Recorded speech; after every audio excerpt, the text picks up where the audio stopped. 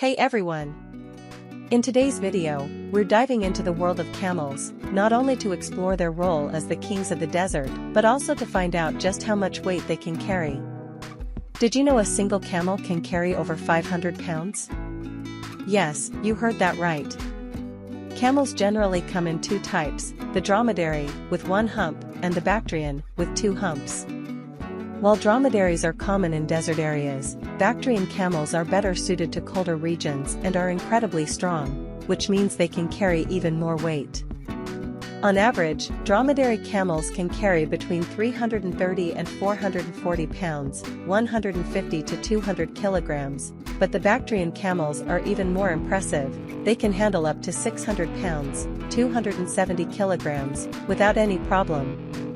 This makes them some of the toughest natural cargo carriers, capable of long journeys even under tough conditions. They say camels can go for up to 10 days without water. Imagine their endurance. So, considering how they handle both thirst and heavy loads, aren't these animals just incredible? If these facts fascinate you, go ahead and smash that like button. And for more amazing content like this, make sure you subscribe to our channel. We have more surprising animal facts coming your way. Camels aren't just powerful, they're true wonders of nature.